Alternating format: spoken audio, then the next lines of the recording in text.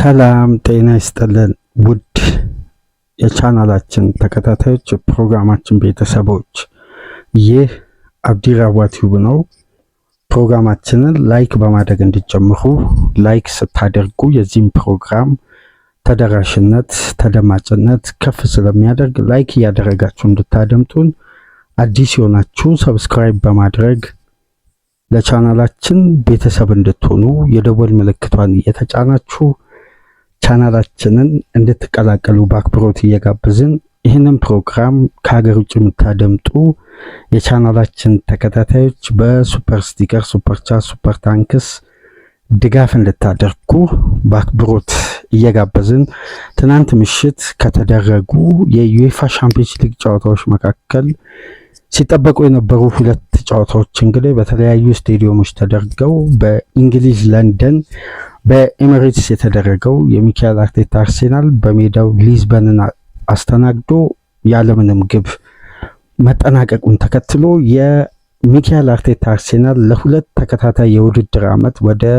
ግማሽ ፍጻሜ ያለፈበትን ውጤት አስመዝግቦ በአግሪጌት በካይ ሃቨርት ብቸኛ ግብ 1-0 በሆነ ውጤት ወደ ቀጣዩ ዙር ማለፉን ያረጋገጠበት ለቡዳፔስቱ ፍልሚያ ለፍጻሜው 180 ደቂቃ በዋንዳ ሜትሮፖሊታኖ እና በኤሚሬትስ ሚካኤል አርቴታን በቀጣይ የሚጠብቅ ይሆናል። አርሰናል ደጋፊዎች እንግዲህ ከበርንማውዙ ሽንፈት በኋላ ለተፈጠረው ውጥረት፣ ውዝግብ፣ ጥያቄ ሁሉ ረገብ ያደረገ ከማንቸስተር ሲቲ ጨዋታ በፊት በበጎ የሚነሳ ፖዚቲቭ ውጤት ተመዝግበው እንግዲህ አርሴናልና አርቴታ ወደ ቀጣዩ ዙር ያለፉበት ውጤት በምሽቱ ጨዋታ ተመዝግቧል። በኤፕሪል 29 የመጀመሪያ ዙር ጨዋታ በዋንዳ ሜትሮፖሊታኖ አርሴናል ከኒውካስል ጨዋታ በኋላ በቀጥታ ወደ ስፔን ተጉዞ በዘንድሮ የሊግ ፌዝ 4-0 በሆነ ሰፊ ውጤት ያሸነፉትን አትሌቲኮ ማድሪዶችን እንግዲህ አርሴናል በዋንዳ ሜትሮፖሊታኖ የመጀመሪያ ዙር ጨዋታ አድርጎ የሰሚፋይናል ጨዋታ የመጀመሪያ ዙር በአትሌቲኮ ስቴዲየም በኤፕሪል 5 በኤሚሬትስ የሚደረግ ይሆናል። ይሄ ለሚካኤል አርቴታ ትልቅ ሳይኮሎጂካል ቡስት የተገኘበት የምሽቱ የጨዋታ ውጤት ነው። ያለምንም ግብ ቢጠናቀቅም ግን በርካታ በጎ ጉዳዮች ከበርንማውዙ ጨዋታ ትችት፣ ተቃውሞ በስቴዲየሙ ከተሰማው ከፍተኛ ተቃውሞና ደጋፊው ደስተኛ አለመሆኑን ተከትሎ የተመዘገበውም ውጤት በአብዛኛው መልኩ የበርንማውዙ ጨዋታ ላለፉት ቀናት ብዙ ተቃውሞዎች ሲደርሱበት የነበረውን ቡድን አርቴታ ቢያንስ ወደ ቀጣዩ ዙር ሊያበቃው የሚችል ጥንቃቄ የተሞላ የጨዋታ ስትራቴጂ የበለጠ ለኢታሃዱ ፍልሚያ ምንም አይነት ፍንጭ ለፔፕ ጋርዲዮላ ለመዘጋጀት የሚያሳይ ምንም አይነት ምልክት ወይም የጨዋታ ስትራቴጂ በሜዳ ውስጥ ሳይተገብሩ ውጤቱን አስጠብቀው የመጀመሪያውን ሌግ 1-0 እንግዲህ አርቴታና ልጆቹ ወደ ቀጣዩ ዙር ያለፉበት ውጤት ተመዝግቧል። ይህንን ጨዋታ ድረ ጨዋታ ነጥብ ላይ ትኩረት አድርገን በዚህ ፕሮግራም እንመለከታለን። ይሄ ፕሮግራም እንደተጠናቀቀ በምሽቱ ክላሲክ ምሽት የነበረው የባየር ሙኒኮች ሪያል ማድሪድን በመልስ ጨዋታ አስተናግደው 4-3 ያሸነፉበት በድምሩ 6-4 በ10 ግብ የተጠናቀቀው የሩብ ፍጻሜ ጨዋታ የሪያል ማድሪድን ኢራ እያከተመ መምጣቱን የተመለከትንበት፣ ሙኒክ የሻምፒዮንስ ሊግ የአሸናፊነት እድልን እስከ 194 ቀናትን ያክል የሚካኤል አርቴታ አርሴናል በአንደኝነት በወቅታ ፕሪዲክሽን ሲመራ ነበር። አሁን ግን ለባየር ሙኒክ የተሻለ ነጥብ ዋንጫውን ያነሳል በሚል ግምት ተሰጥቶ የአርቴታ ቡድን ሁለተኛ ላይ በተቀመጠበት የምሽቱ ጨዋታ የተመዘገቡ ውጤቶች ናቸው። በሁለት ክፍል እነዚህን ጨዋታዎች እንመለከታለን። በሶስተኛ ክፍል እንግዲህ አሳዛኙ የሂጎ ኤኪቲኬ ጉዳትን በተመለከተ ያለውን ወቅታዊ አፕዴት የምናደርሳችሁ ይሆናል። ለማንኛውም ዕለተ ሐሙስን ከኛ ጋር ቆይታ ስታደርጉ በ3 ፕሮግራሞች ከናንተ ጋር በቀጥታ የምንገናኝ ይሆናል። የመጀመሪያ ክፍል ትኩረታችን ግን የሚኬል አርቴታ አርሴናል በምሽቱ ጨዋታ የፖርቱጋሉን ክለብ አስተናግዶ ያለምንም ግብ የተጠናቀቀበትን የአርቴታን ወደ ቀጣዩ ዙር በቀጥታ ማሳለፍ የቻለበትን ውጤት የተመዘገበበትን ጨዋታ እስቲ ድህረ ጨዋታ ነጥቦች ላይ በጣም መነሳት መወያየት የበለጠ ትኩረት ሊደረጉ የሚገባ ወሳኝ ነጥቦች አሉ። እነዛን ጉዳዮች እስቲ በዚህ ፕሮግራም አንስተን ምንወያይ ይሆናል። ለማንኛውም የእንግሊዝ ጋዜጦች የዛሬን ትኩረት በአጠቃላይ በስክሪናችን ላይ እየተመለከታችሁ ጋዜጦቹ እንግዲህ ከትናንት የሚኬል አርቴታ ከትናንት በስቲያ ከነበረው ጋዜጣዊ መግለጫ መነሻ በማድረግ አሁን ያለበትን ስሜት ያለውን ፍላጎት ከስጋት ከፍራቻ ይልቅ ልክ እንደ እሳተ ገሞራ በከፍተኛ ሁኔታ እየተጋጋለ የመጣውን ስሜት ነበር ሲገልጽ የነበረው። ከዛ መነሻ በማድረግ በዛ ደረጃ ፐርፎርም ያልተደረገ ጨዋታ ግን አስፈላጊ ውጤት የተመዘገበበት እያሉ ይገኛሉ። ሳይኮሎጂካሊ ከፍተኛ መራብ፣ ከፍተኛ መነቃቃት፣ ምላሽ ለመስጠት እንደተዘጋጀ ቡድን ሚኬል አርቴታ በፕሬስ ኮንፈረንስ እንደዛ አይነት ሪያክሽን ሲያሳይ ነበር። ነገር ግን ሜዳ ላይ የተመለከትነው ያንን አይደለም በሚል አሁንም እንግዲህ የእንግሊዝ ብቸኛ ክለብ ሆኖ ወደ ቀጣዩ ዙር አልፎም በእንግሊዝ ጋዜጦችና ሚዲያ እንግዲህ ፖዚቲቭ ጉዳይ አርቴታ እየጠበቀው አይደለም። ይህንን ተከትሎ ዴክላን ራይስ ከጨዋታው በኋላ ጥያቄ ቀርቦለት ሰዎች በማንኛውም መንገድ ሊረዱት ይችላሉ፣ ነገር ግን እኛ የምንፈልገውን ዓላማና ግብ አሳክተናል። ይህንን ጉዳይ ደግሞ በቀሪ ጨዋታዎች እያንዳንዱን ጨዋታ እያሸነፍን እንቀጥላለን የሚል ጠንከር ያለ ጥሩ አእምሯዊ ዝግጁነት ያለውን አስተያየት ሰጥቷል። ይሄ ፖዚቲቭ ነው። በቡድኑ በኩል የሚስተዋለው ፖዚቲቭ ኢነርጂ አስገራሚ ነው። በሜዳ ላይ ያለው እንቅስቃሴ በተለይ በቀጣይ ሳምንት በፕሪሚየር ሊግ ዋንጫ ፉክክር ላይ ሊወስን የሚችል ትልቁ ፍልሚያ በኢትሃድ ይደረጋል። ለዛ ጨዋታ በርካታ ምልክቶችን ለጋርዲዮላ ቡድን እንዲዘጋጅ መፍቀድም በተቃራኒው ማይንድ ጌምም ይመስላል። የጨዋታው ፕላን በአርሴናል በኩል በየደቂቃዎች የሚነሳ ነገር ግን ቶሎ ጌሙን ኮንትሮል ለማድረግ የሚመርጥ በየ15-20 ደቂቃ ውስጥ የማጥቃት ኢንቴንሲቲው ከፍ ብሎ ነገር ግን ማይዘልቅ ይሄ እንደ ቡድን ባለሜዳ የሆነ ቡድን በእንዲህ አይነት ኢንቴንሲቲ ከፍ እያለ ቶሎ ኮንትሮል ለማድረግ የሚወርድ ከሆነ የጨዋታ ፕላን እንጂ በጨዋታው ላይ የተፈጠሩ አጋጣሚዎች አይደሉም። በግሌ እንደተመለከትኩት ከሆነ አርቴታ የእሁዱን ጨዋታ ታሳቢ ያደረገ ምንም አይነት የጨዋታ ፕላንን ሲቲ በራሱ ስትራቴጂ እንዳይዘጋጅ በር ያልከፈተ ጥንቃቄን የመረጠ ግቦችን ለማስተናገድ የማይፈቅድ የተገኙ አጋጣሚዎችን ለማስቆጠር ነገር ግን የራሱን መረብ ላለማስደፈር የበለጠ ሶሊድ ሆኖ ያመሸበት ነው። ባለፈው ሳምንት እንግዲህ በርካታ ነጥቦች ላይ ተወያይተናል ከበርንማውዙ ሽንፈት በኋላ።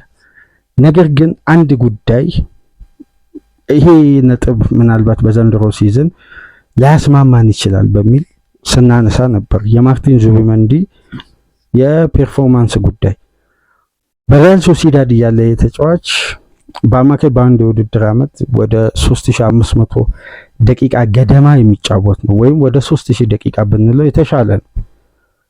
ይህ ተጫዋች በአሁኑ ሰዓት በሚኬል አርቴታ ስብስብ ውስጥ ከፍተኛውን ደቂቃ በከፍተኛ ቁጥር የሚገኙ ደቂቃዎችን ያደረገ በአርቴታ ስብስብ ውስጥ ቢያንስ 96-95 በመቶ በዘንድሮ ሲዝን ጨዋታዎችን ያደረገ ወይም 48 ፊክስቸሮች ላይ መጫወት የቻለ ነው። ከ3823 ደቂቃ በላይ የተጫዋቹ ኮንሲስተንሲ በመጀመሪያ 30 እና 40 ጨዋታዎች ላይ በአስተማማኝ መልኩ ይስተዋላል።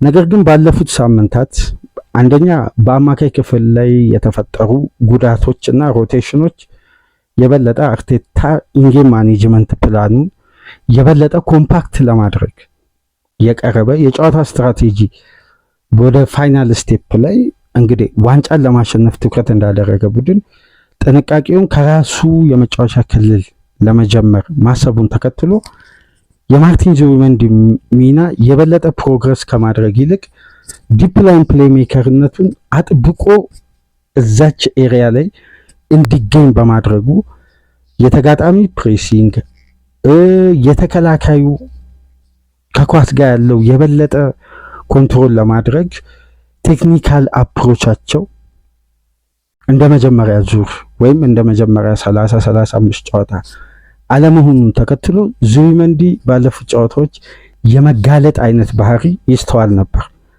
ነገር ግን በቴክኒሻን ተጫዋቾች አንድ የቡድን ግንባታ ውስጥ ከሚታመኑ ጉዳዮች መካከል ለችግሮቻቸው መፍትሄ ለመስጠት ረጅም ጊዜ በሳይኮሎጂም በሜዳ ውስጥም ባለ እንቅስቃሴ ላይ ብዙ ማገዶ የሚፈጁ አይደሉም።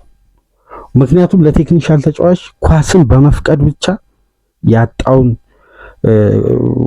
ብቃት ወይም በጥሩ ሁኔታ ፐርፎርም አላደረገም ተብሎ የሚታማበትን የተጫዋቹ የሚታወቀውን ቴክኒክ ለመመለስ የበለጠ ከኳስ ጋር ያለውን ግንኙነት ከፍ በማድረግ እንደነዛ አይነት ችግሮችን መቅረፍ ይቻላል።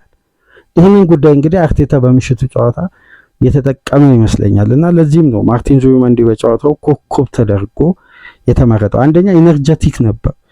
ሁለተኛ የሜዳውን ጠባብ ስፔሶች ለይቶ በማየትና ፓሲቭ የሆኑ እይታዎችን በድጋሚ መመለሱንም ያሳየበት ጨዋታ ነውና በአንድ የበርንማውስ ጨዋታ እንደ ቡድን አርሴናል በተዳከመበት ጨዋታ ተነጥሎ ዙቢሜንዲ ሲተች ነበር። አርሴናል የኦርጋናይዜሽን ችግር ምላሽ ለመስጠት የመረጠው የጨዋታ ስትራቴጂ አንድ አይነት መሆኑን ተከትሎ ያ ጨዋታ የበለጠ ውጥረቱ ከፍ እያለ በመጣ ቁጥር የተጫዋቹ ቦታ ለአደጋ ተጋላጭ መሆኑን እንዲሁም በቡድን አጋሮቹ በተለይ ከኳስ ጋር የመታገዝ አቅሙ እንደ ቦታው አለመሆኑ ተጫዋቹን በተናጥል ተጋላጭ አድርጎታል። ነገር ግን አርሴናል እንደ ቡድን ምርጥ ሆኖ ዙቢሜንዲ ከሳምንት ወርዶ አይደለም። የሚካኤል አርቴታ አርሴናል እንደ ቡድን ካለው ስትራክቸር የበለጠ ኮምፓክት ለመሆን ባለፉት ጊዜያት ታሳቢ ያደረገ የጨዋታ ስትራቴጂ መያዙን ተከትሎ ይሄ ተጫዋች የዚህ ሲስተም ሰለባ ሆኖ በተጨማሪም ከኳስ ጋር የሚያደርገው ቆይታ የበለጠ በጥንቃቄ ውስጥ እንዲቆይ መደረጉን ተከትሎ ለአለፉት ጨዋታዎች እንግዲህ የአርቴታ ቡድን መሸነፍ ነጥብ መጣል እንደ ምክንያት ሲነሳ ነበር። በምሽቱ ጨዋታ ግን የበለጠ በእንዲህ አይነት ትላልቅ ስቴጆች ላይ የዙቢሜንዲ ሻርፕ መሆን ምን ያክል አርሴናል አስፈላጊ እንደሆነ የምሽቱ ጨዋታ እንደውም ለበርንማውዙ ጨዋታ ተቺዎች ምላሽ የሰጠ ይመስለኛል። 90% የፓስ አኩሬሲ ውጤታማ የሆነ በሻምፒየንስ ሊግ እግር ኳስ ባለፉት 10 ዓመት በኖካውት ስቴጅ ጨዋታዎች ውስጥ ከ5 በላይ የጋራ ኳሶችን በማሸነፍ ሁለት አማካዮች ናቸው ውጤታማ። አንደኛው ሮድሪ ነው ከ8 ዱኤሎችን በማሸነፍ፣ በሁለተኛ ደረጃ እንግዲህ ትናንት ምሽት ማርቲን ዙቢሜንዲ ከ7 በማሸነፍ ኢፌክቲቭ ነበር።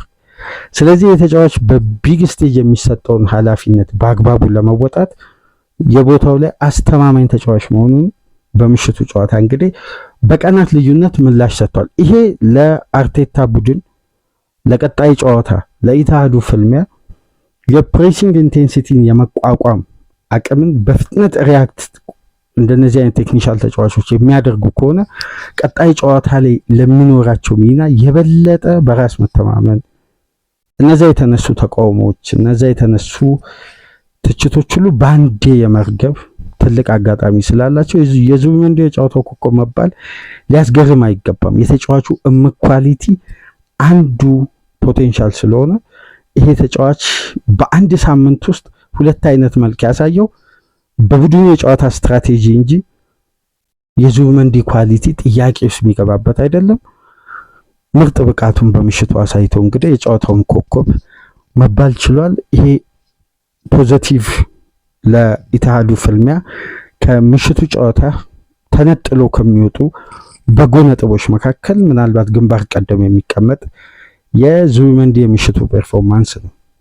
እነዚህ ጉዳዮች እንግዲህ በእያንዳንዱ ዲፓርትመንት ላይ የምናያቸው ነጥቦች አሉ። በምሽቱ ጨዋታ ለምሳሌ ከረፍት በፊት አርሴናል ፕሬሲንግ ላይ ያለው ትኩረት ልክ የበርንማውዙ ጨዋታ ላይ በግዴለሽነት የሚደረጉ ፓሶች በፍጥነት ምላሽ ሊሰጡ እንደሚቃረቡና ለአደጋ ተጋላጭ ክለቡን እንደሚያደርግ ከረፍት በፊት ያለው የቡድኑ ቢልዳፕ አሁንም ዙቢሜንዲ እግር ውስጥ ኳስ ካልገባ አርሴናል በጥሩ ሽግግር ከራሱ የመጫወቻ ክልል ለመውጣት የመጀመሪያ 45 ላይ የሚታየው የፓስ ሲኩዌንስ በአግባቡ ወደፊት ለመሸጋገር የበለጠ ከሁለቱ ሴንተር ባኮች የሚነሱ ኳሶች እንግዲህ ለፖዚሽን መሸነፍ ምክንያት ሆኖ አንዳንድ አደጋዎች ተፈጥሮ ነበር።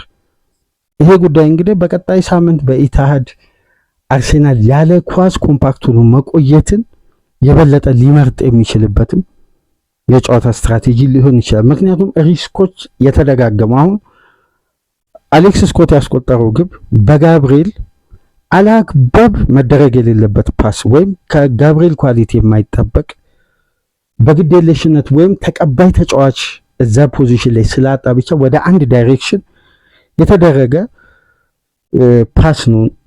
በፍጥነት ወደ አርሴናል ያደጋ ክልል በድጋሚ በሃይ ተርኖቨር መጥቶ ግቡ ሊቆጠር የቻለው እና በምሽቱም ጨዋታ በፕሬሲንግ በኩል የዴቪድ ራያ ስህተት፣ የተከላካዮቹ መግባባት በተለይ ወደ ሁለቱ ፉልባኮች ወደ ዳር ባሰፉበት ወቅት የአርሴናል ሁለቱ ሴንተር ባኮች በተናጥል ፕሬስ በሚደረጉበት ወቅት ባክፓስ መደጋገማቸው ራያንም ለፕሬሲንግም ለአደጋም ተጋላጭ እያደረገ ነው።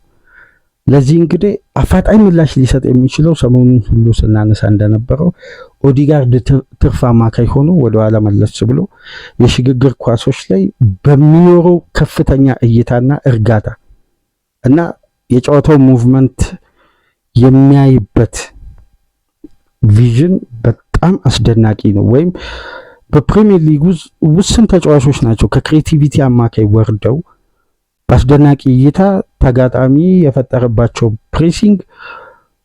ፕሬሲንግ ትራፕ በተለየ መብቴ ባላቸው ተፈጥሯዊ የኳስ ስኪል ቡድኑን ከአደጋ ይዘው ሊሸጋገሩ የሚችሉት እና በምሽቱም ይሄ የበርንማውዝ አይነት ፕሬሲንግ ትራፕ አርሴናል ላይ ሲደርስ ተከላካይ ዲፓርትመንቱ የሚፈጥሩ ስህተቶች አሉ። እንግዲህ በውጤቱ አርሴናል ወደ ግማሽ ፍጻሜ ማለፉ፣ ክሊንሺት መጠበቁ እንደነዚህ አይነት ጉዳዮችን እንግዲህ ታክቲካሊ ለአርቴታ በቀጣይ ጨዋታ የተሻለ መዘጋጀት እንደሚያስፈልግ ጠቁሞ ያለፈ ጨዋታ ነው። በሌላ በኩል በዘንድሮ ሲዝን ለአርሴናል በርካታ ፖዚቲቭ ጉዳዮች ይነሳሉ። አብዛኛው የዘንድሮ የውድድር ዓመት ከጉድለቱ ከድክመቱ ይልቅ ጥንካሬው እዚህ ደረጃ የበቃበት ኃይልና አእምሯዊ ጥንካሬው ነው። ፖዚቲቭ ጉዳዮች ናቸው የበለጠ ሊነሱ የሚገቡት። በዚህ መሰረት እንግዲህ በሲዝን ውስጥ ለአርቴታ ቁልፍ ሚና ከሚጫወቱ ተጫዋቾች መካከል ስለ ግብ ጠባቂው ዴቪድ ራያ አስደናቂ ሲዝን በየጊዜው ይነሳል። ነገር ግን የዚህ ተጫዋች ምርጥ መሆን የዘንድሮውን ሲዝን የበለጠ ለአርሴናል ዲፋይንድ የሚያደርግ ትልቅ ፖቴንሻሉን ማሳየቱን ቀጥሏል። በ12 የሻምፒየንስ ሊግ ጨዋታ 8 ክሊንሺት፣ ይሄ ቀላል የሚባል ሪከርድ አይደለም። እንዲሁም በተጨማሪ ከየንስ ሌማን ከ2005-6 በኋላ ለመጀመሪያ ጊዜ የተመዘገበ ሪከርድ ነው በአርሴናል ግብ ጠባቂና ይሄ የሚያሳየ ምንድነው የዴቪድ ራያ የቡድኑ ኤክስ ፋክተር መሆኑን በድጋሚ ያረጋገጠበት ነው። በ12 ጨዋታ 8 ክሊንሺት 5 ብቻ ግብ ያስተናገደበት በዘንድሮ የሻምፒየንስ ሊግ እግር ኳስ የአርሴናል ጥንካሬ እንግዲህ የበለጠ ገፍቶ እየሄደ እንደሆነ ነው የሚያሳየው። ዴቪድ ራያ እንግዲህ ከተጠናቀቀው የውድድር ዓመት አንስቶ በሻምፒየንስ ሊግ እግር ኳስ ባደረጋቸው 18 ጨዋታዎች ውስጥ 13ቱን በክሊንሺት ማጠናቀቅ ችሏል። ይሄ ለአርሴናል ለቡድኑ አንዱ ውጤታማ እንዲሆን በስኬት ለማጠናቀቅ ከሚያስፈልጉ አስተማማኝ ቱሎች መካከል እንግዲህ አርቴታ በአስተማማኝ መልኩ የኋላ መስመሩን ከጠበቀበት ጥንካሬ መካከል አንዱ የዴቪድ ራያ አስተማማኝ ምላሽ ነው። እንዲሁም ይሄ ተጫዋች 30 ሾቶችን በቀጥታ አስተናግዶ ከ30ው 27ቱን ማዳን የቻለ 90% ሾት የማዳን ሬቱ እንግዲህ በዚህን ሰዓት ካሉ የዩኤፋ ቻምፒየንስ ሊግ ግብ ጠባቂዎች ውስጥ አንደኛ ደረጃ ላይ መቀመጥ የቻለ ነውና የአርሴናል ዲፌንሲቭ ጥንካሬ በቻምፒየንስ ሊግ እግር ኳስ ክሊንሺት እንደመጠበቅ በጣም አስፈላጊና አንገብጋቢ ጉዳይ ነው። ክለቦች በሚያስቆጥሩት ግብ ጨዋታ ሊያሸንፉ ይችላሉ፣ ግን የሚቆጠርባቸው ግብ ጨዋታ ላይ ያላቸውን የበላይነት ጨዋታ ላይ ያላቸውን ከፍተኛ ትኩረትም የመንጠቅ ባህሪም አለ። የዩኤፋ ቻምፒየንስ ሊግ ሞመንቶች በሰከንዳት አጋጣሚዎች ሊቀየሩ እንደሚችሉ ጠንካራ ግብ ጠባቂ ያለው ቡድን ሁሌም ሲዝኑንም በውድድር ዓመቱ ስኬታማ ለመሆንም አስፈላጊው ቱል ጠንካራ ግብ ጠባቂ ነው። ተመልከቱ ያለፉትን ዓመታት በአጠቃላይ በዩኤፋ ቻምፒየንስ ሊግ ስኬታማ የሆኑ ቡድኖች ፔዥን፣ ጂጂ ዶናሩማ፣ ማድሪድ እነ ኮርቷ ነበሩ። በተከታታይ ዓመት ማድሪድ ድል ሲያደርግ የኮርቷ አስደናቂ የፍጻሜ የግብ ጠባቂ መሆኑም እስከ ፍጻሜ ድረስ ያለውን አቅም ሲያሳይ ቆይቷል። በዘንድሮ ሲዝን እንግዲህ አርሴናል በተለያዩ ጥንካሬዎች በዩኤፋ ቻምፒየንስ ሊግ ቆይታ አድርጓል። ለምሳሌ አነስተኛ ግብ ያስተናገደ የመጀመሪያና ብቸኛ ቡድን አርሴናል ነው፣ 5 ግብ። ከአርሴናል በመቀጠል የሚገኘው ቡድን ፓዎስ እንኳን 11 ግብ ነው ያስተናገደው። አነስተኛ ኤክስፔክትድ ጎል በማስተናገድ በዩኤፋ ቻምፒየንስ ሊግ አንደኛ ላይ የተቀመጠው አርሴናል 8.57 ኤክስፔክትድ ግብ። ከሱ በመቀጠል ያለው ቡድን አትሌቲክ ቢልባውን ቀደም ብሎ ከውድድሩ ውጭ ሆነ 10.75። ተመልከቱ ባደረገው የጨዋታ ቁጥርና እየተመዘገበ ያለው ኤክስፔክትድ ግብ።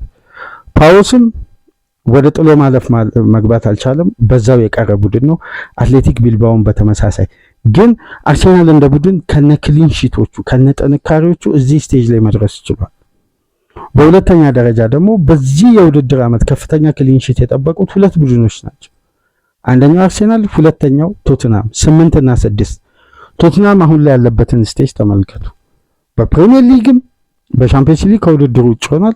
በፕሪሚየር ሊግ ያለበትን ስቴጅ በአትሌቲኮ ማድሪድ ሲሸነፍ በርካታ ግብ አስተናግዶ ግን 6 ክሊንሺት በመጠበቅ ከሚካኤል አርቴታ አርሴናል በመቀጠል ያለ ቡድን። አርሴናል ከቶትናም በላይ ጨዋታዎችን አድርጎ በአጠቃላይ በ12 ጨዋታ አነስተኛ ቢግ ቻንስን በማስተናገድ የአርቴታ ቡድን ቀዳሚ ነው፣ 14 ቢግ ቻንሶች። ከአርሴናል በመቀጠል ያለው ቡድን ማርሴ ነው፣ 17። ማርሴ ከዚህ ውድድር ውጪ ከሆነ ሰንበትበት ብሏል። አርሴናል በጨዋታ ቁጥር ከፍ ማለቱ የያዘውን ስትራክቸር እንዲለቅ ምንም አይነት ተጽዕኖ ያላደረገበት ሲዝን ነው። እንዲሁም ኢላማውን የጠበቀ ሙከራ በማስተናገድ አርሴናል አነስተኛ ቁጥር ያለውን ኢላማውን የጠበቀ ሙከራ ያስተናገደ ቡድን ነው፣ 33።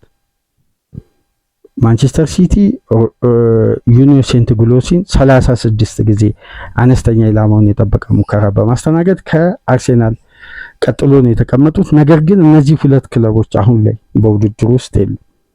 ስለዚህ የአርቴታ ቡድን በዩኤፋ ቻምፒየንስ ሊግ ኮንሲስታንሲ ማሳየቱ በተለይ ዌል ኦርጋናይዝድ የሆነ የዘንድሮ የውድድር ዓመት የቡድኑ ትልቁ ጥንካሬ የመከላከል ዲፓርትመንቱ ነው። ይህንን ደግሞ እነዚህ ቁጥሮች የበለጠ የሚገልጹት የዘንድሮ ሲዝን የአርቴታና የአርሴናል ልዩ ብቃት ነው። ይህንን ተከትሎ እንግዲህ የአርሴናል ውጤታማ የቻምፒየንስ ሊግ ጉዞ በሜዳ ውስጥ ብቻ አይደለም፣ ከሜዳ ውጭ ያለውንም ገቢ ፋይናንሻሊ ከፍተኛ እድገት ያስመዘገቡ። አምና ታስታውሱ እንደሆነ 109 ሚሊዮን ፓውንድ ነበር አርሴናል በቀጥታ ከዩኤፋ ቻምፒየንስ ሊግ ገቢ ማግኘት የቻለው። ነገር ግን አሁን ከወዲሁ 124 ሚሊዮን ዩሮ ወደ 113 ሚሊዮን ፓውንድ አርሴናል ገቢ ያገኘ ወደ ግማሽ ፍጻሜ ስላለፈ። አምና 109 ሚሊዮን ፓውንድ ነው። ተመልከቱ፣ ውጤታማ መሆን በቀጥታ በሲዝኑ ስላለው የስኬት ደረጃ ብቻ ሳይሆን ክለቡን ፋይናንሻሊ ራሱ የበለጠ እያፈረጠመ ነው የሚሄደው። ስለዚህ ውጤትና የፋይናንስ መረጋጋት አብሮ በጋራ በመጡ ቁጥር የአሰልጣኙን ፕሮጀክት ባለቤቶቹ የማመናቸውን ጉዳይና የበለጠ በየአመቱ ይህን ቡድን እያጠናከሩ በዚህ ተፎካካሪነት እንዲዘልቅ ለማድረግ የሚያሳዩት ምላሽ በአስተማማኝ መልኩ የሚቀጥል ይሆናል። ስለዚህ ሁለቱን ጉዳይ አቻችሎ መዝለቅ ምን ያክል በአንድ ክለብ ውስጥ ወሳኝነት እንዳለው የሚያሳይ ነውና የእንግሊዝ ክለቦች አሁንም ከዩኤፋ በሚገኝ ገቢ አንደኛና ሁለተኛ ላይ ተቀምጠዋል። ሊቨርፑልም 108 ሚሊዮን ፓውንድ እስከ ሩብ ፍጻሜ እስከ ሁለተኛው የመልስ ጨዋታ ድረስ ባደረገው ጨዋታ ይህን ያክል ገቢ ማግኘት ችለዋል። ሶስተኛ ላይ የተቀመጠው ባየር ሙኒክ፣ ፒኤስጂ እያለ ይቀጥላል። ፋይናንሻሊ ከዘንድሮ የዩኤፋ ተሳትፎ ያገኙት ገቢ።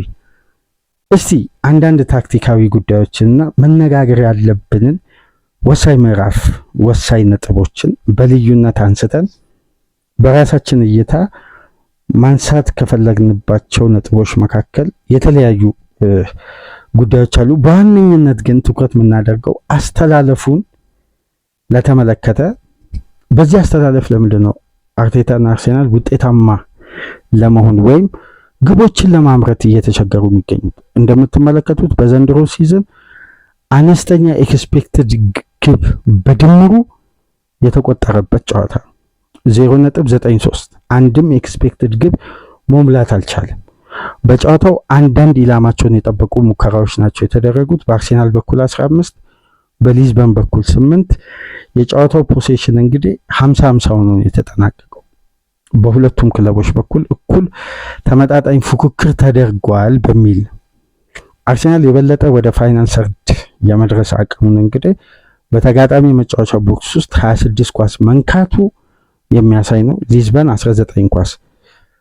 አንዳንድ አወዛጋቢ ብለው ከጨዋታው በኋላ ለመወያያነት ያነሷቸው ነጥቦች አሉ። የክርስቲያን ሙስኬራ የሰራው ጥፋት ተደርጎ የታሰበው ጉዳይ የሊዝበኑን ተከላካይ የመጨረሻ ሰው ሆኖ ወይም ወደ ግብ የቀረበ ኳስ ነክቷል በሚል ዳኛው በድጋሚ ምስል ተመልክቶ እንግዲህ ሶፍት ተች መሆኑን ተከትሎ ጨዋታው እንዲቀጥል ወስነዋል። በጨዋታው ላይ ከተመለከትነው የአርሴናል ፖዚቲቭ ጉዳዮች መካከል አንዱ የኤቤሪቼዜ ፍጥነት፣ ድሪብል፣ ኢነርጂውን ከተመለከታችሁ ኢዜ ትናንት ምሽት ፍላጎቱ የተለየ ነበር። አሁን ኢላማቸውን የጠበቁ ሙከራዎችን ለማድረግ በሱ ኳሊቲ በሱ መገኘት ባለበት ፖዚሽን ላይ ተገኝቶ ያገኛቸውን አጋጣሚዎች ወደዛ እንቅስቃሴ አለመቀየሩ እንጂ በምሽቱ ጨዋታ ጥሩ እንቅስቃሴ ካደረጉ የአርሴናል ተጫዋቾች መካከል አንዱ ኤቤሪቼዜ ነው። በሁለተኛ ደረጃ የሚነሳው ደግሞ ማክሲ ዳውንማን ተቀይራ ከገባች በኋላ ይሄ ተጫዋች እንግዲህ የአርሴናል የሜዳ ውስጥ ይሄ በፍላጎት የማጥቃትና ቡድኑ በማጥቃቱ በኩል ከተቀዛቀዘ አዲስ ኢነርጂ አዲስ ኃይል መሆን ይችላል። ተቀይሮ ከገባ በተለይ የተጋጣሚን ተጫዋች የመቀነስ አቅሙ እነዚህ ጉዳዮች በጥሩ ጎኑ ከምሽቱ ጨዋታ ቢነሳሉ፣ ግን ከሰሞኑን በተለያዩ ነጥቦች ላይ እየተወያየን ቆይታ አድርገናል። ነገር ግን አንድ ጉዳይ ትኩረት ካደረጋቸው አላቅም ታክቲካሊ ማርቲኔሊን፣ ቪክተር ዮከሬስን እና ኖኒ ማዱዌኬ አብሮ በጋራ ሲሰለፉ ሶስቱም ተጫዋቾች ከተመለከታችሁ ፈጣን የበለጠ ከተከላካይ ጀርባ ለመሮጥ ኢነርጂያቸውም ፍጥነታቸውም ከኳስ ጋር ድሪብል አድርጎ የአንድ ለአንድ ግንኙነቶችን ባላቸው አካል ብቃትና ፍጥነት ፔስ ተጠቅመው ማለፍ የሚችሉ ናቸው። ነገር ግን ወደ እነዚህ ተጫዋቾች መብቃት የሚችል የፓስ ሽግግርም ቴክኒካሊ ለነዚህ ተጫዋቾች የሚያስፈልገውን ኳስ በአግባቡ የማድረስና በተለይ አርሴናል ለፈጣን ትራንዚሽን የበለጠ የፋስት ብሬክ እንቅስቃሴዎች ላይ አርቴታ ሪስክ መውሰድ አይፈልግም። ይሄ እንግዲህ የተለየ ታክቲካዊ ንድፈ ሀሳብ ሊኖረው ይችላል። ትናንት በነበረን ፕሮግራም ላይ አንድ ቁጥር አንስቼላችሁ ነበር። የአርቴታ ቡድን በዘንድሮ የውድድር ዓመት በፕሪሚየር ሊግ በፋስት ብሬክ 9ኛ ላይ ነው ያለው። 32 ጊዜ ብቻ ነው ፋስት ብሬክ ማድረግ የቻለው። ሲቲ ከ50 በላይ አድርጓል። ሳይድ ብሬኮችን እንኳን ብትመለከቱ የአርቴታ ቡድን ያደረገው 11 ነው። እና እነዚህ ቁጥሮች የሚያሳዩት ምንድነው? አርቴታ የፋስት ብሬክ ኢነርጂንና ይሄ ፈጣን የሽግግር እንቅስቃሴዎችን በተለይ የተጋጣሚ የማጥቃት እንቅስቃሴ ኢንተርሰፕት አድርጎ በፈጣን የመልሶ ማጥቃት ወይም በካውንተር ምላሽ ለመስጠት የሚያደርገው ትራንዚሽን በተለይ ሁለተኛ የፈረንጆቹ አዲሱ ዓመት ከገባ በኋላ የአርቴታ ቡድን መቀነስ የፈለገው የጌም ኦፍ ስቴት አንደኛው ይሄ ይመስላል። በዚህ መሰረት እነዚህ ተጫዋቾች በኤሪያ የሚደረግ ፈጣን ሩጫ ላይ ምላሽ መስጠት የሚችሉ ከሆነ እነዛን ኤሪያ አርሴናል እንደ ቡድን ከራሱ የመጫወቻ ክልል ወጥቶም አማካይ ክፍልም በነጠቃቸው ኳሶች ሳይዶችን ተጠቅሞ ማስቆጠርም ፔኔትሬት አድርጎም ስሩ ቦሎችን ማገናኘትም እነዚህ ሰርኪቶች እንግዲህ በአስተማማኝ መልኩ በዘንድሮ የውድድር ዓመት በተለይ ሁለተኛ ዙር ላይ እየተመለከትን አይደለም። ይሄ ታዲያ ጨዋታው ላይ ምን አይነት ውጥረት እየፈጠረ ነው? በስቴዲየም ውስጥ ያለው ነርቪ ይሄ አርሴናል ሪስፖንስ ቶሎ ካልሰጠ ደጋፊው ከፍተኛ ውጥረትና ጭንቀት ውስጥ ይገባል። በደንብ እስቲ ልብ ብላችሁ በእንግሊዝ እግር ኳስ አንድን የጨዋታ ስታይል በደንብ አስተውሉ። አንድ ቡድን አዌ ቡድን መጥቶ የተጋጣሚ አርሴናል ሜዳ ላይ አንድ ቡድን መጥቶ የበለጠ ጨዋታውን ኮንትሮል ሲያደርግና አርሴናል ያ ቡድን ዶሚኔት ባደረገበት ደቂቃ ኳሶችን ነጥቆ ወደ ፈጣን ማጥቃት ሲሸጋገር ስቴዲየም ውስጥ ያለውን ግለት ተመልከቱ። ከፍተኛ ድምጽ ይሰማል። ምክንያቱም የእንግሊዝ እግር ኳስ ባህል የመልሶ ማጥቃትና የሽግግር እንቅስቃሴዎችን አብዝቶ የሚፈልግ የጨዋታ ስትራቴጂ ነው። አርቴታ ደግሞ ይህን የሽግግር እንቅስቃሴ በግሌ ስገምት ሁለት ጉዳዮችን የሚያሰጋው ይመስለኛል። አንደኛው በፋስት ብሬክ እንቅስቃሴ ሜዳ ከቨር የመደረጉ አቅም በጣም ከፍ ስለሚል የተጫዋቾችን ኢነርጂ ከ3ኛ ደቂቃ ጀምሮ ከ5ኛ ደቂቃ ጀምሮ ፕሬስ እያደረገ ያለ ቡድን እዚህ ላይ ፋስት ብሬኮችን ጨምሮ የሚጫወት ከሆነ ተጋጣሚ አድቫንቴጅ ወስዶ አርሴናል በኋላ ምላሽ ለመስጠት ኢነርጂ ሊያንሰው ይችላል የሚልም ግምት ያለ ይመስለኛል። በሁለተኛ ደረጃ የተጫዋቾችንም ጤንነት ከግምት ውስጥ በማስገባት ምክንያቱም ፍጥነትም ጉልበትም በተደጋጋሚ የሚፈልግ የኢንቴንሲቲ የጨዋታ ስትራክቸር ስለሆነ እነዚህን ሪስኮችን ከግምት ውስጥ በማስገባት ይመስለኛል ጨዋታን ቀንሶ ቢልድ አፕ ላይ አተኩሮ ሽግግሮች ሁሉ የአማካይ ክፍሉን የበለጠ ጥራት እንዲፈልግ የአማካይ ክፍሉን እገዛ እንዲፈልግ የበለጠ ትኩረት ያደረገ ይመስለኛል እና ለፋስት ብሬክ የሚካኤል አርቴታ ቡድን አልተደራጀም። ይህም ደግሞ በካራቦ ካፕ ጨዋታ ፍጻሜ አርቴታ ቴስት ኦፍ ኤክስፐሪመንት የጨዋታ ካለው ምናልባት የማንቸስተር ሲቲ አውት ኦፍ ፖዚሽን በአራት ተጫዋቾች የሚድ ሰርዱን ፕሬስ የማድረግ ኳሊቲያቸውን አርሴናል ለመሻገር ኳሱን ቢያንስ ሲቲ ከነጠቀ በኋላ ኦፌንሲቭ ሪያክሽን ሰጥቶ ያንን ኳስ ከነጠቀ በኋላ ፋስት ብሬክ ለማድረግ ምናልባት የሲቲ አይነት ቡድን ላይ ግቦችን ለማስቆጠር በደም ተመልከቱ። ኖቲንግሃም ፎረስት ያስቆጠራቸውን 2 ግቦች ኢታሃል ላይ ሁለቱም የፋስት ብሬክ ውጤቶች ናቸው። ሞርጋን ጊብስ ዋይትም ኤሌት አንደርሰን የሚያስቆጠሩት። አርሴናል አሁን በዚህ የጨዋታ ስትራክቸር ላይ የበለጠ በሲዝኑ መጨረሻ ስንጠብቅ አርሴናል ውስጥ ይህን ስትራክቸር እያየን አይደለም። ለዚህ ስትራክቸር ደግሞ የሚመቹ ቡድኖችን ከአንድም 2-3 ጊዜ በተደጋጋሚ አግኝቷል። አርቴታ ይህን ጉዳይ እንዴት ትኩረት እንዳልሰጠው አላውቅም። ግን ይሄ የጨዋታ ስትራቴጂ እነዚህን 3 ተጫዋቾች የሚጠቀም ከሆነ በወሳኝነት የሚያስፈልግ የጨዋታ ስትራቴጂ ነው። በዘንድሮ ሲዝን ግን የአርቴታ ቡድን ምን ያክል እንደተጠቀመ የምታስታውሱት በሳን ሴባስቲያን በቢልባኦ ስቴዲየም ትሮሳርድና ማርቲኔሊ ያስቆጠሯቸው ግቦች ወደ መጨረሻ ደቂቃ በፋስት ብሬክ የተገኙ ግቦች ናቸው። ከማንቸስተር ሲቲ ጋር በኤሚሬትስ በተደረገው ጨዋታ ማርቲኔሊ ያስቆጠረው ግብ ከፋስት ብሬክ የተገኘች የኢዜ ኳስ ናት። ስለዚህ አርሴናል እንደ ቡድን በመጀመሪያ የሲዝኑ መጀመሪያ አካባቢ በፋስት ብሬክ ለምሳሌ ካሊፊዮሪ ለቪክተር ዮከሬስ አሻግሮ ከሊድስ ጋር ይሁን ከሰንደርላንድ ጋር እርግጠኛ አይደለም። ከክንፍ ላይ ተነስቶ ማስቆጠር ችሏል። የዳይሬክት አታክ አንዱ እንቅስቃሴ ስለሆነ በተመሳሳይ ካሊፊዮሪ ለኢዜ ወደ ግራው የሜዳ ክፍል በረጅሙ አሻግሮ የነጠቃትን ኳስ ኢዜ ለጊዮከሬስ ማይነስ አድርጎ ማስቆጠር ችሏል። አሁን በአርሴናል የቅርብ ሳምንት ስታቶች ስንመለከት ማርቲኔሊና ቪክተር ዮከሬስ በተሰለፈባቸው ጨዋታዎች ሁለቱ በጋራ አርሴናል በአማካይ ክሬት የሚያደርገው ኤክስፔክትድ ግብ 1.02 ነው። ይሄ ማለት ቡድኑ እነዚህ ተጫዋቾች ተፈራርቀው ሲገቡ ወይም አብሮ በጋራ ቋሚ ባልሆኑበት ጨዋታ ላይ ግን አርሴናል እንደ ቡድን ክሬት የሚያደርገው 1.41 ኤክስፔክትድ ግብ ነው። ስለዚህ እነዚህ ተጫዋቾች ቴክኒካሊ የሚፈልጉት ኤሪያ ቻንሶችን ክሬት ለማድረግ ሰፊ የመጫወቻ ክልል ይፈልጋሉ ማለት ነው።